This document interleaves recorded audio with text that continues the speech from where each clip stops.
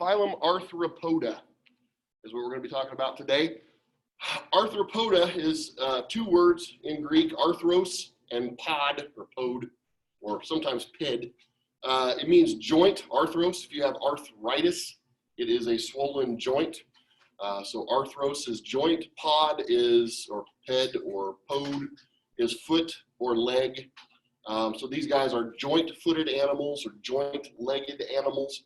It's one of those things that we talked about last time when you were looking at the grasshopper. You can see the joints of the legs very easily, right? It's kind of a thing that you just can't help but see. Same thing with like crabs or spiders, or scorpions, things like that. They're all in there. They first appeared on the planet about 500 million years ago. You're like, man, that is a recurring theme here. Well, that's, yeah, a lot of the invertebrates, again, there were hundreds of millions of years in between, but, you know, it's still close to 500 million, okay? And again, we don't, you know, the fossil record, to go back that far is difficult, okay? I sometimes can't remember what I had for breakfast that morning, so the planet sometimes doesn't remember what started out and how, so it's all right. The planet is slightly older than I am, so what do these guys all have in common? Well, they all have a chitinous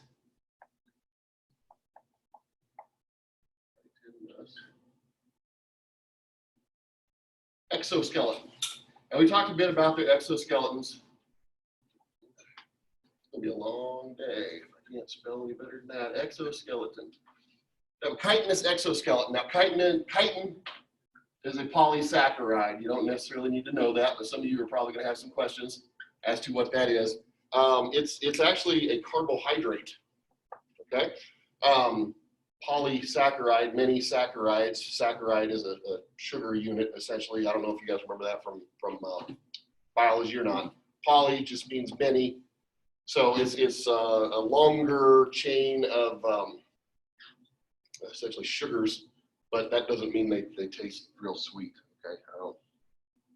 I haven't eaten bugs that I wanted to, but I'm sure I have at times. Sometimes they also have setae. Now, we talked about this when we talked about worms. Setae are those little, they're not really hairs, but they're kind of like hair on the animal. Sometimes you'll see the exoskeleton, and especially like a fly, you'll see the great big eye, and you'll see all the little like hairs around the animal, right? Those are setae. They're not like mammalian hair, though, okay? We haven't talked much about mammals, but you are one, and it's a different structure. And of course, they have jointed and paired appendages.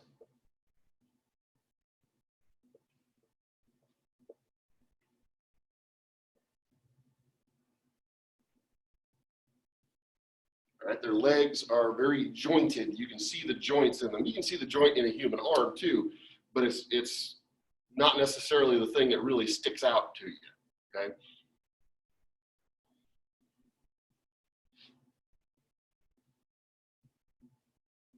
And they start out as paired appendages. Of course, some of them can lose them. The other day when I was showing, for B-Day, when I was showing the grasshopper, it had died since I showed it to you guys.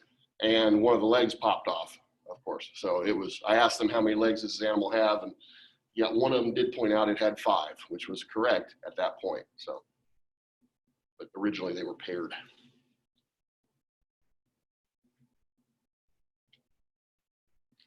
Now this is the largest phylum on Earth.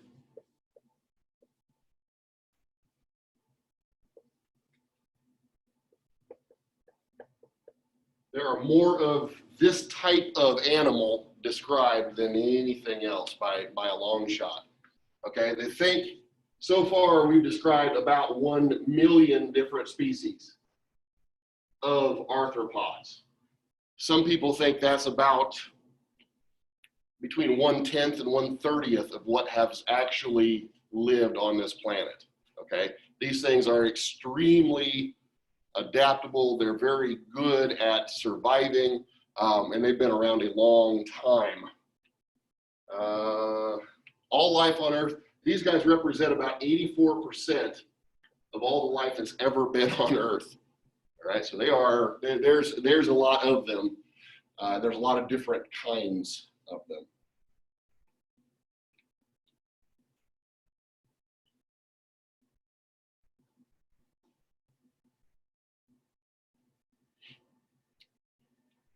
All right, so we're going to talk a little bit more about this exoskeleton, just in the fact that they have to molt to grow. They molt, they shed their skin to grow. We talked about that a little bit last time. Sometimes they'll split it right down the middle. Sometimes like the front end will open kind of like a car hood, and they'll just kind of clamber out. They're a scorpion, the front kind of just lifts up. They just kind of horrible, because you got a scorpion, then all of a sudden you got another scorpion coming out of it. It's the same scorpion, but you know, the first time you ever saw it, first human that ever watched that was probably like, wow, okay, this is something that I don't want to watch anymore. It is creepy, but it's really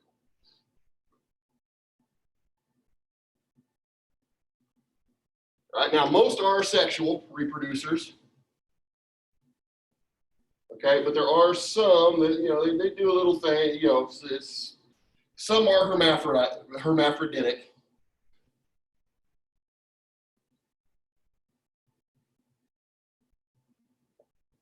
Some are hermaphrodites. Some are parthenogenic.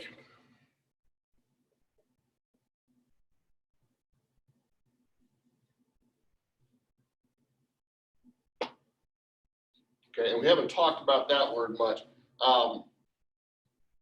Parthenogenesis, essentially, they don't need no man. The females can actually reproduce without ever getting sperm from a man. It's some bugs do it, some lizards do it. There are some fish that do it. It's not super duper common in the animal kingdom, but it does happen. And it is kind of an interesting thing.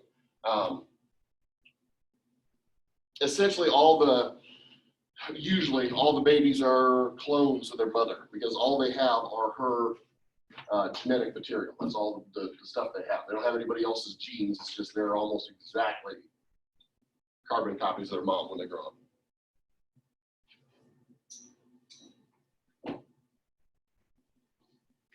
Okay, so in Greek, this actually means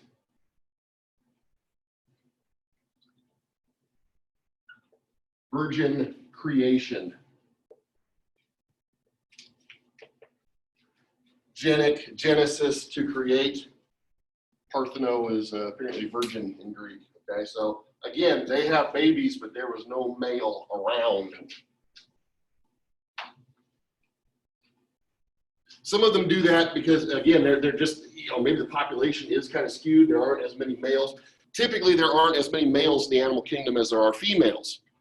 All right, and remember that a lot of times males, you know, they're walking sperm packets is really what that's all they really serve as a purpose, right? If you are a farmer, you have a lot more female cows than you do bulls. Okay, you don't need a whole lot of bulls.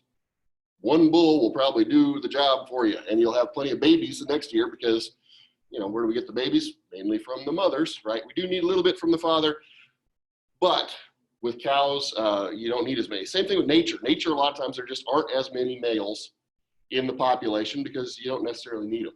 Now, some of the males are more brightly colored. We talked about that, I think, a little bit the other day, but it may have been a different class, but we're gonna make sure we cover it today. You know, some birds and some insects and stuff, they're fish, lizards, the male is much more brightly colored than the female. Sometimes that's to attract the female, right? The guys are peacocking. They're putting on their best, you know, show, right, for the girls. Sometimes it's because if a predator eats that male, it's not going to be as big a deal as if it ate the female, right? You eat the female and you're going to eat all the babies that she could have ever made, essentially, right? You take her completely out of the equation, it really can skew the population, okay? Eat one male, not a big thing. There's probably another male around somewhere that can do the job the first one was doing, okay? And then some of these Some of these, mainly with, most of them are egg layers. All right, and you would think that with insects, most of them do, right? But some scorpions, and some roaches, and there are some others I'm sure that I'm leaving off, but these are the notable examples.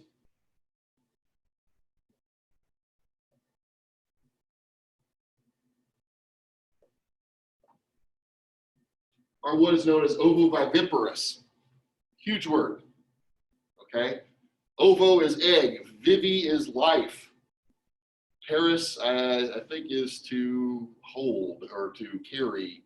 Ovoviviparous, what they do is they have eggs, but the eggs hatch out inside the female, and then the babies are essentially born, okay? I've got some of the roaches I breed to feed my lizards are that way. They don't lay eggs. You will never find a roach egg in their container. Why? Because the babies just come straight out of the mama. Okay, she has eggs, but she holds them inside, and then the babies come out. Boa constrictors are this way.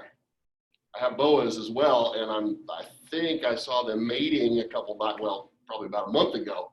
So one of these days, I'm not going to walk in and have eggs in there like I would with my pythons. I'll just have a bunch of baby boa constrictors in the cage. Hopefully, fingers crossed.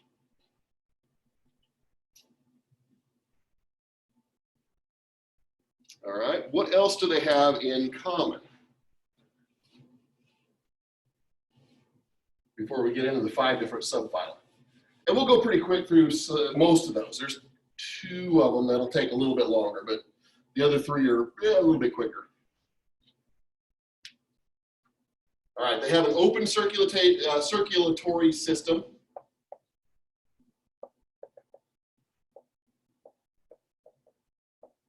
Okay, remember that's essentially, there's the body. They've got hearts in here, or a heart, and it just kind of pumps blood, and it just kind of flows around, and eventually gets kind of everywhere. But they're not like we are, where they have, we have a certain, we have arteries and capillaries, and we get it out to all the parts very well because we carry it directly to that spot. They don't have that. They're just like a pump in a pool. And it just kind of blows the water all around. It flows through the animal, but it's not super duper efficient. But it's fine for most arthropods. Most arthropods aren't very, very large animals, so this works pretty well for them. Now, some of them were huge. Some of the extinct ones, massive. Okay, I'm talking sea scorpions that were over 8 feet long. They probably would have been able to cut you in half with their pincers. Okay, big animals. Meganeura, the big dragonflies that had a wingspan of probably 6 feet, or excuse me, about 3 feet. Big animals, okay? But they developed a long time ago, and really it was okay for them. The conditions were a little bit different on Earth at that point. Now, they have hemolymph. Hemolymph. This is essentially their blood. It is clear. Now, you say, wait a minute. I've swatted a mosquito once, and it exploded. There was blood everywhere. Whose blood was that? Yours, your dog's, somebody else's, right? Not the animals. Okay, their blood is clear. You go out and squash a bug. You've seen them hit the windshield, right? Sometimes it's got kind of a yellowish cast or something to it, but usually it's not like big old blood spot, right? It's like it's bug juice. You know what it looks like, right? You've all seen it. Some of them have, instead of hemolymph, they have what is called hemocyanin. Cyan, if you guys are in art or maybe something like yearbook or something where you have to print things, what is cyan? A lot of times we have cyan, magenta, and I think yellow are the 3 that we deal with. Cyan is a blue color. Okay, so hemocyanin, when it hits oxygen, in presence of oxygen, O2, this stuff turns blue. right? You've heard of things being blue bloods, right? These guys are, some of them. Not all bugs, or not all arthropods. Some arthropods have hemocyanin, some have hemolymph. What do humans have? Well, all vertebrates, actually. We have hemoglobin, and we'll get into that when we get to the vertebrates. So hemo, blood, okay? Globin is a little different. Cyanin is a little different than lymph. They're both a little different than what we have. Okay? They're not quite as efficient. Hemoglobin has iron in it. It bonds to oxygen very well. It's good stuff. And we'll get more into it when we get into vertebrates here in a couple weeks. Okay. They have brains, or a brain. They have one brain per animal. Okay. They usually have what's called a tube heart. Okay, so it's not really shaped like that. It's more, you know, kind of does this, and it'll have like little outlets that just kind of open to the inside of the animal. The blood just kind of flows through.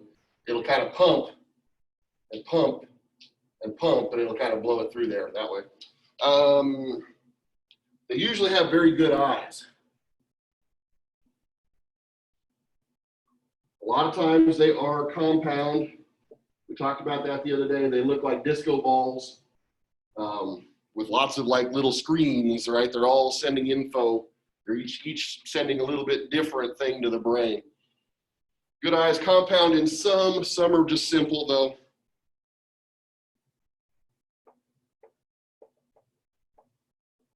Spiders have simple eyes. They don't have compound eyes. And sometimes they have more than two.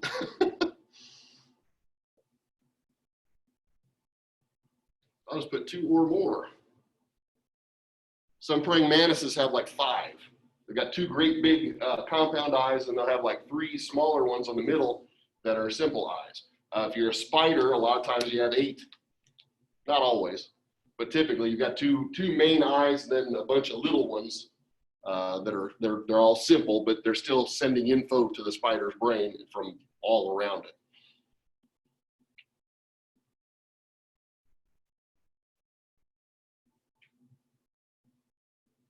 All right, so are you guys ready to get into the 5 different subphyla? I just tell you, you're like, yes, I've been waiting.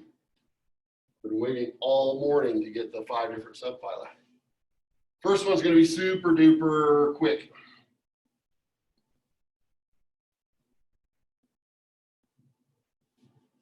I'll do that for now, and I'll get the rest out here. Okay, so I'm gonna list them out first, but we're gonna talk about this one first. Trilobitomorpha. No, I did not just make that up. We've got Trilobitomorpha. We've also got, let's see, the next one I want to do, let's do Hexapoda next. That's the one you guys are probably most familiar with. Hexapoda, arachnida,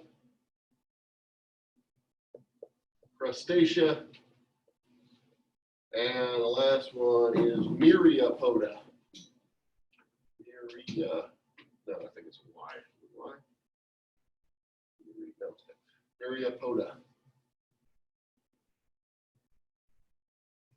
Okay, so those are the 5. If you're one of those that likes to list them first, then you don't have to though. We're going to hit all 5 of those here in a second. Trilobitomorpha are extinct. Okay, so we're not going to study them in depth. They're really neat animals. You can find really cool fossils of them sometimes. I have a couple somewhere at home. Let's see. They've been extinct since about 250 million years ago. Long time ago, but they were related. They were definitely arthropods. They were the dominant arthropods for about 250 million years ahead of that. Okay, this was like the prototypical arthropod. This is what you were going to see in the seas typically. Okay, they weren't very big animals. You know, usually they ranged anywhere from, you know, ½ an inch to, I don't know, probably 5 to 7 maybe. You know, some big ones, they're pretty good. But again, you know, they were ocean animals. Sometimes we don't get the fossils of them. We're not 100% sure, but they had all kinds of different shapes and looks to them. They looked a lot like a very heavily armored roly-poly, okay? Kind of. That's all I'm going to have you do with Trilobitomorpha, okay? Other than let's talk about the name tri, 3, lobe, lobes, you know, essentially they look,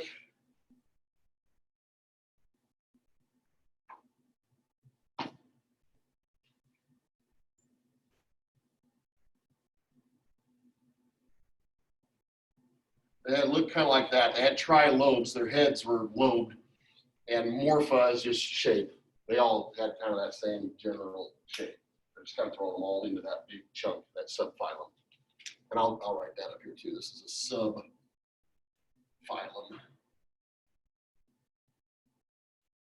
Because I will be asking you stuff about the subphylum in next class, okay? You guys will be doing some research projects, but it'll be okay. Okay, so any questions on Trilobitomorpha? That is a horrible, horrible picture of a trilobite, by the way. It's not good. Google them at some point. They're really neat.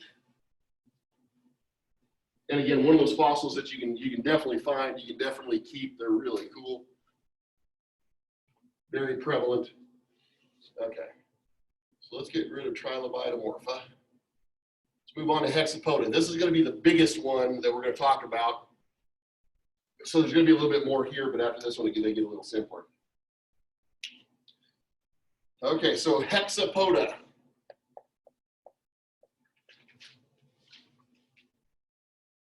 X is 6, poda is feet or legs.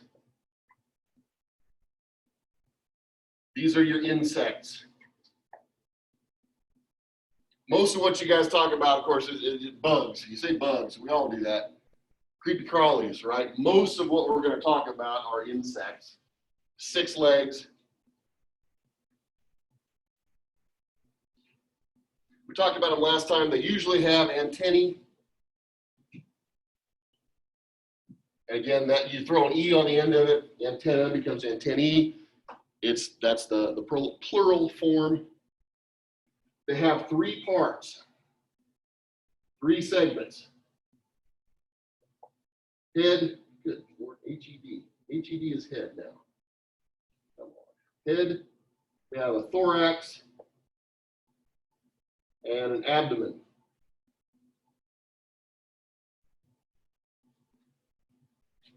All right, so 3 segments. You need to know that. When you look at it, how many segments does it have? Is it a spider? Is it an insect? How many segments? That makes a difference, okay? Usually the antennae are on the head, right? Sometimes they're super long, sometimes they're not so much.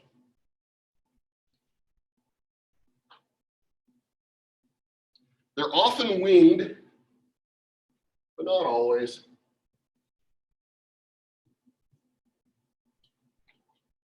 Some of them start out with wings and lose them later on. It just kind of depends on the animal.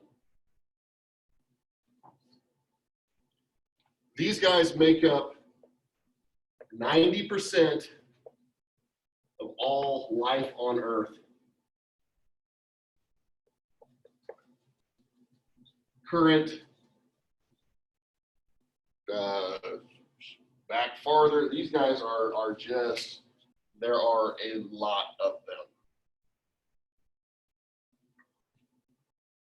As far as biomass, they're a big chunk of it too. Okay? In a lot of countries, they eat insects as a source of protein. They're good protein. They're abundant. Okay. I always laugh when I watch like those survival shows, Naked and Afraid or whatever, and they're always crying, "I'm so hungry. There's no food."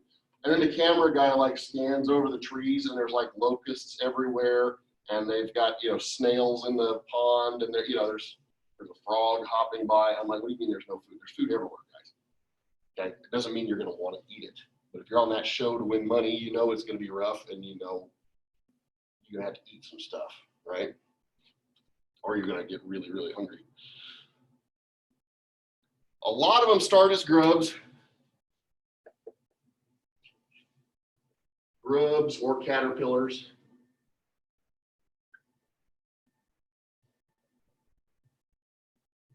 I'm just going to put several. They don't all. Several start as grubs or caterpillars. If I'm a scorpion, I do not. If I'm a roach, I do not. I'm a little, essentially, I look a lot like an adult at that point, just a mini me of it. You guys ever been digging out like in the yard or in the garden or something, you come across those big white grubs about the size of your thumb? Maybe not quite that big, right? Okay, that's a type of beetle. That's just a beetle larva, okay? That's how they start life out, is as that little grub, or in some cases, very large grubs.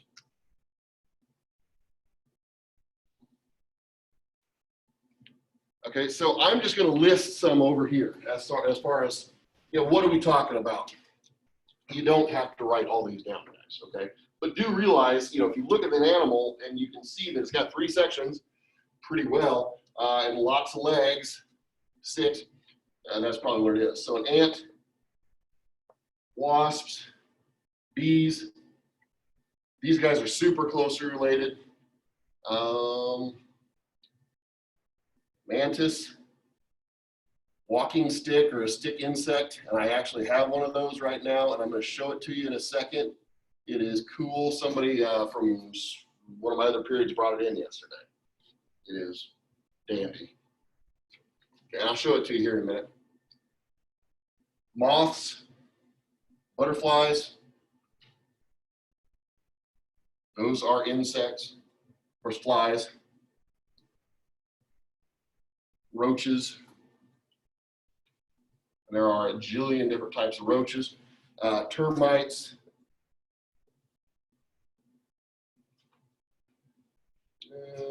dragonflies, damselflies,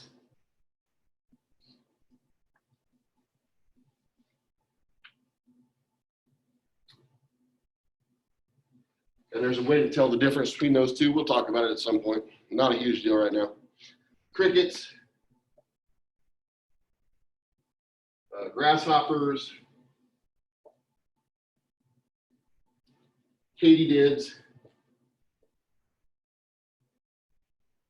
cicadas,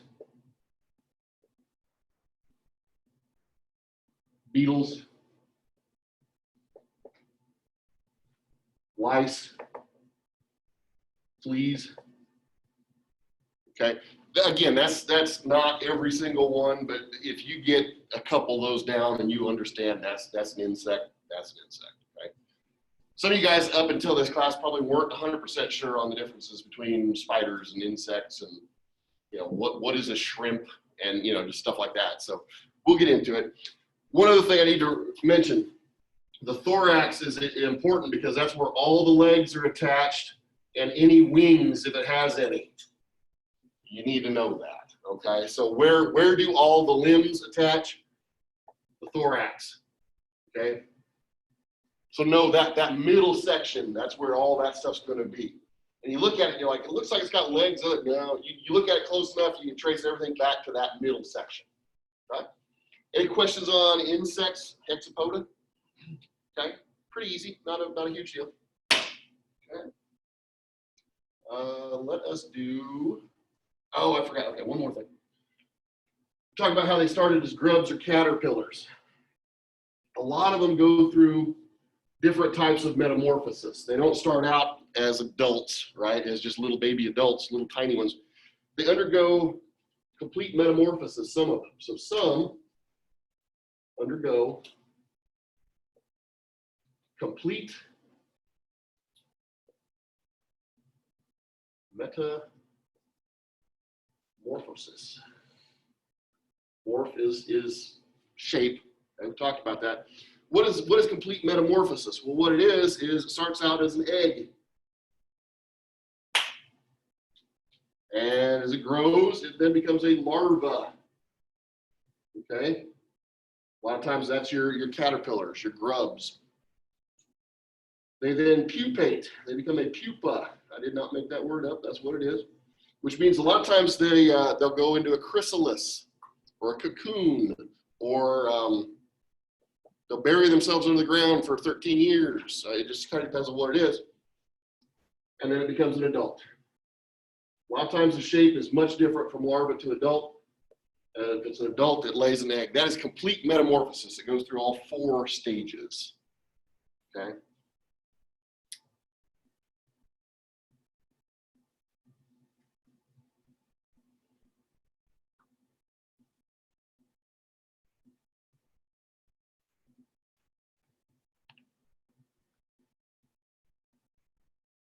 The next one, and I messed up just a second ago. So in your notes, where you have arachnida, get rid of that.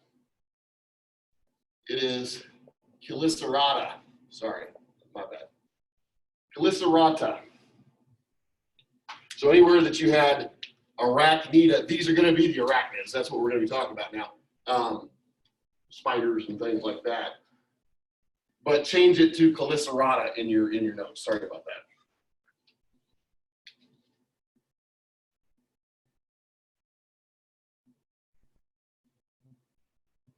All right, so these guys are, of course, your spiders. Spiders, scorpions, mites, and ticks,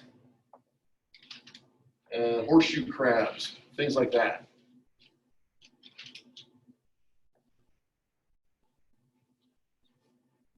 Okay.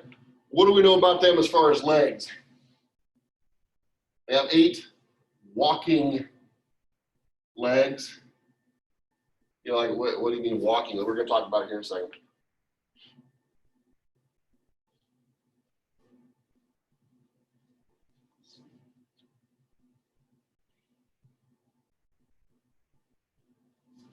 They have either fangs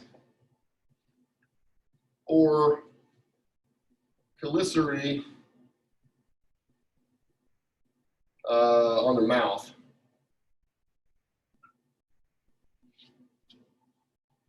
Okay, fangs are spiders, and chelicerae would be more like your scorpions. Mites, ticks, they have a little different setup. They're more of a, some of them have chewing mouths more.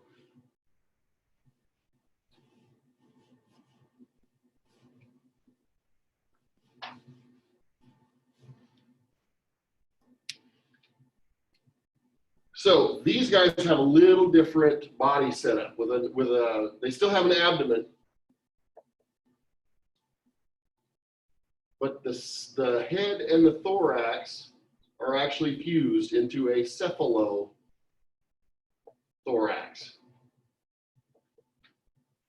Okay, cephalo meaning head, thorax meaning chest. They have a cephalothorax, which means, you know, their eyes are here. Okay, they cannot turn their head. Why? It's all one fused shell. It's all one piece. Okay, that's why a lot of spiders are very twitchy. They move quick. Why? They can't just turn their head to look at you. They gotta shuffle, shuffle, shuffle, shuffle, shuffle, shuffle to be able to see you. Okay, well, not necessarily to be able to focus on you. They can see you from pretty much anywhere. They've got eyes all, you know, on the back of their head. They really truly do. But to be able to really focus on you, they've got usually the larger set more toward the front.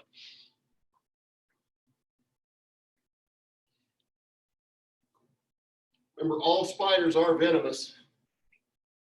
They are not necessarily dangerously venomous to humans. Some of them are. Most of them are not. Most of them are dangerously venomous to things like flies or moths, right? Or other spiders, but not so much to humans. But it is something to kind of keep in mind.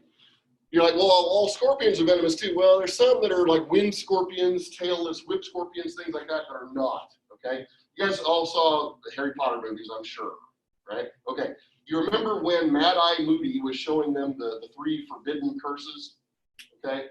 And he had that big spider-looking thing, right? And he made it bigger, he Gorgioed it or whatever, made it larger, okay? That was a chelicerata. Okay, it was a tailless whip scorpion, I believe. They're awesome animals. They do get as big as your hand, and they are creepy, crawly looking critters. But definitely arthropods, very jointed legs. It's really easy to see those parts on them.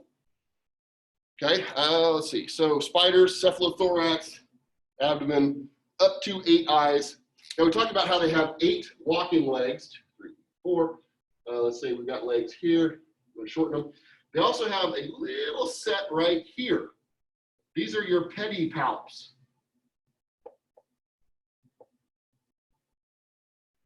They're foot feelers. Okay, they've got little like arms in the front of their mouth that help to guide things to their mouth. It helps to feel things. The males use them again when mating.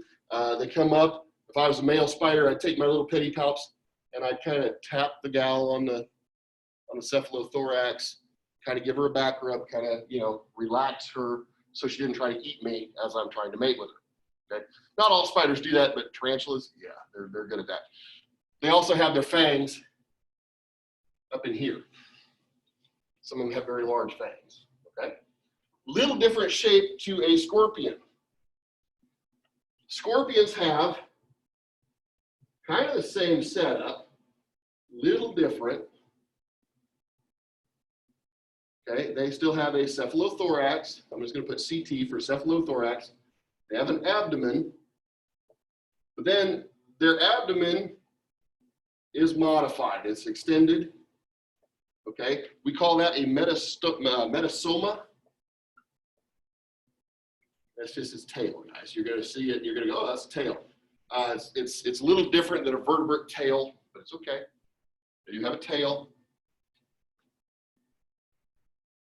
They carry their venom here. They don't carry it here like a spider does. They carry it back here. The telson is this last part. So,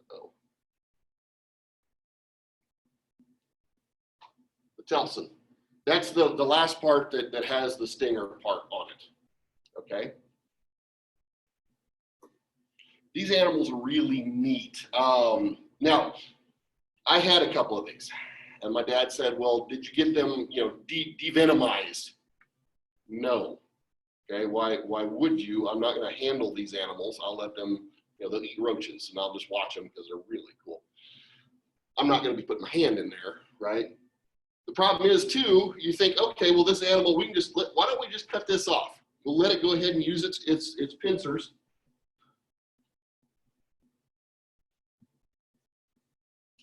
Two, three, four. They still have 4 walking legs and a pair of, instead of pedipalps, there's their pincers. You're like, why are you not calling them pinchers? That's what they do. Well, yeah, but they're pincers. Okay. Well, the problem is you cut off the end of this animal's tail. If we look at a cat, if this was, we're comparing this to a cat, where's a cat's anus? It's at the base of the tail, right? These guys are not that way, okay? Their sex organs are here. Their anus is here. So when you cut the tail off, the telson, you actually get rid of their anus, which means the animal will now die because it plugs up. When you cut it off, it heals over. The animal will die because it can't defecate. It'll become septic. Okay, it's a crazy. I mean, people are like, well, yeah, really? Yes. Okay, you can kill scorpions. It takes them a long time to die that way, and it's a horrible thing. They have this for a reason. Okay, instead of fangs, they have what are called chelicerae. They are those little claws. And we saw that video of them eating. Remember the little nightmares that were coming out of their face? Yeah, okay. Even their mouths have claws. They're crazy animals. They're very interesting. How do we know which ones are the most venomous? You know, because I had the big emperor scorpions, the ones that get, you know, they can get like 9 inches long when you stretch them out. They're big, black, shiny, well-armored, great big claws on the things. Rule of thumb, but don't go handling these. Okay, again, they're all venomous. All these, you know, if it looks like this, don't pick it up. Okay, but the way to tell usually is if it's got real thin little claws on its pincers, that's probably a very venomous animal. Okay, why? Those little baby claws aren't going to be able to subdue prey very well. If I'm something that's built like a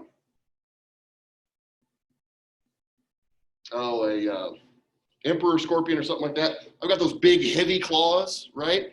They actually very rarely sting because they use their claws just to tear crickets and things apart. They just get a hold of it and just, okay? They don't have to worry so much, but these guys with this type of pincer, this type of claw, they've got to be able to kill their prey quick with the venom, and then they just use their little dainty claws to help them eat it, okay? Again, rule of thumb, don't go out grabbing these and go, oh, okay, yeah, Markson said this is cool. Let me just, don't do that. If you ever come across venomous snakes, leave them alone too. Same deal, okay? Don't try it. Any questions on Chelicerata? Okay, with spiders, of course, we've got the spinnerets. I forgot to mention it. We got the spinnerets on the back, where the web comes from. Okay, just make sure you know spinnerets. They spin their web out of their rear ends. Okay, so no, Spider-Man is not a documentary. Right? Even the one, where he's organically shooting it out of his wrist somehow. Spiders don't do that. Okay. And I don't think Marvel will ever make a version where he's anatomically correct with his webs, because I don't think it would sell real well, right? Okay, moving on.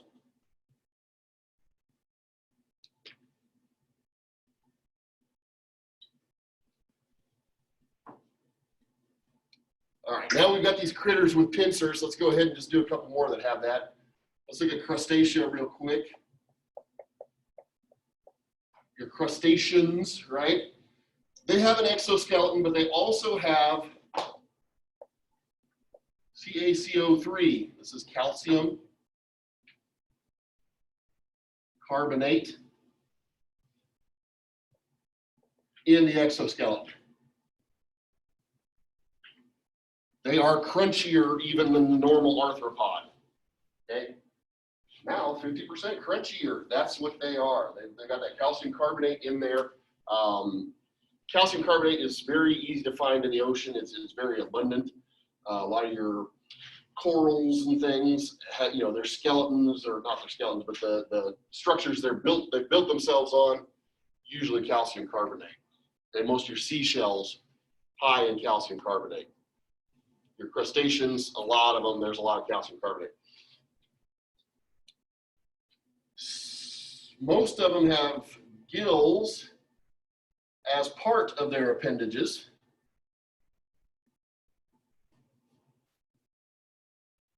Meaning they have a leg and they also have, like on the top part of it, it's actually a gill, but it's all part of the same structure, okay? So there's your gill part, here's your leg, your walking part, but it's part of the appendage, okay? Look at things like hermit crabs, things like that. They've got kind of weird, if you've ever seen them and they come out, and they're going to look for another shell, they're bizarre looking little critters. Okay, but they've got all these extra, you wouldn't think they had all these appendages, but when they come out, there's like little legs and things all over, but part of it's actually, essentially their gills, okay?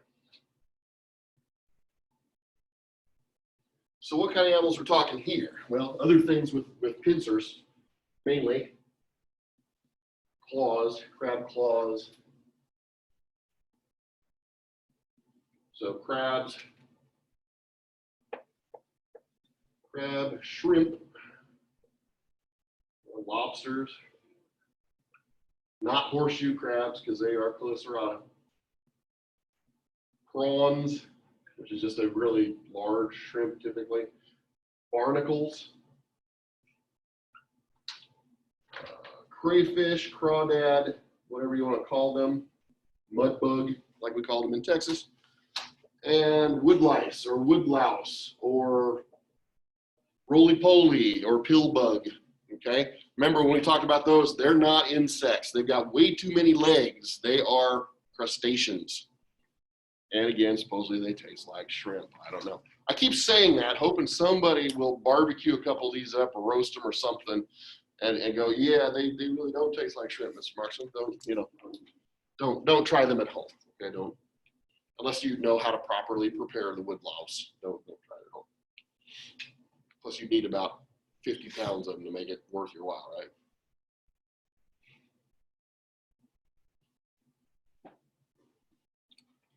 One last type. That's all we're really gonna talk about with these. They can be, you can have them on land, you can have them marine environments.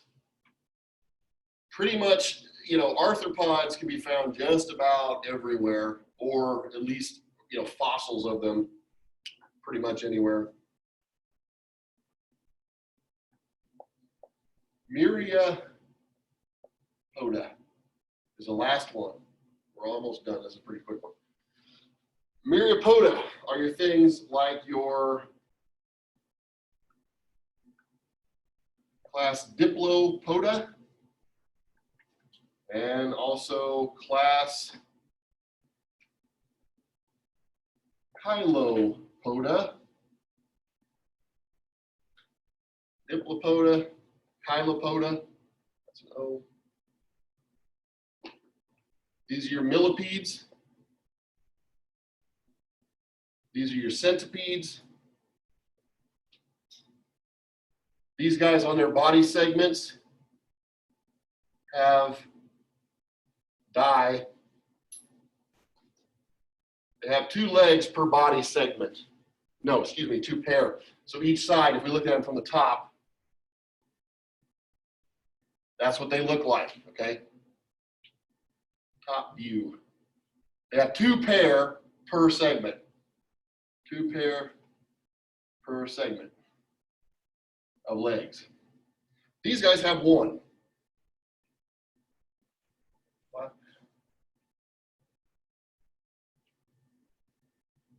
Okay. 1 pair per segment.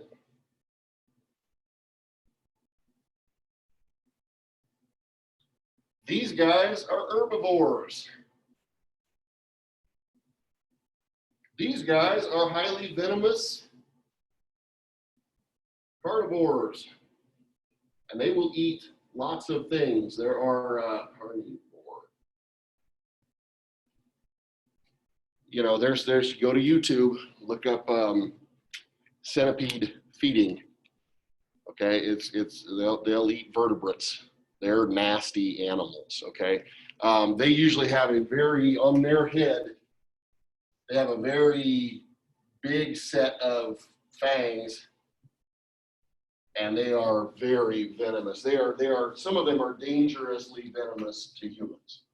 Okay, some of the ones you find in, Cambodia, they're beautiful. Some of them are bright blue, bright red, but again, we got bright colors. We probably mean it's dangerous, right? It's poisonous, it's venomous, something, but they can get, well over a foot long. And there are people that have these things as pets. They're pretty interesting critters. I love most of the arthropods, and they're really neat. I like looking at them. I would not want one as a pet.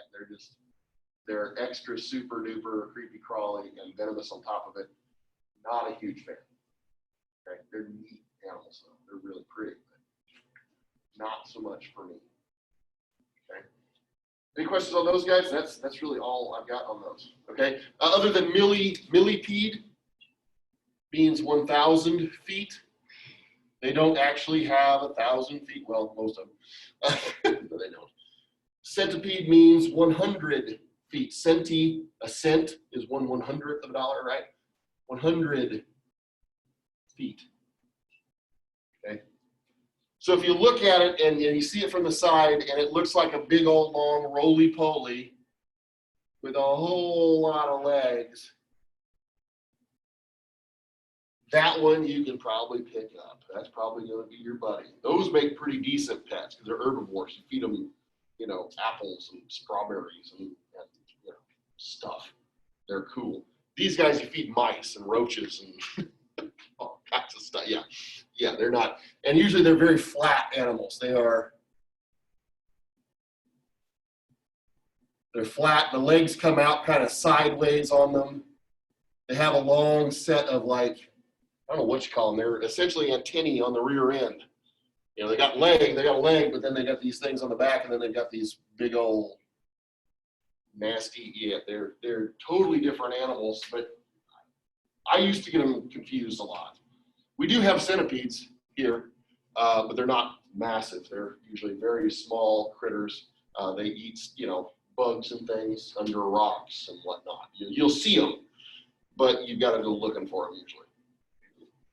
Yeah, and sometimes you'll find them in your house. I mean, they will get into things, but they're usually a couple inches long, really thin, probably not going to hurt you. But if you live, you know, where these things are endemic, you know, Vietnam or something, yeah, don't go picking those up because they're bad news. All right, I'm going to end the Zoom here.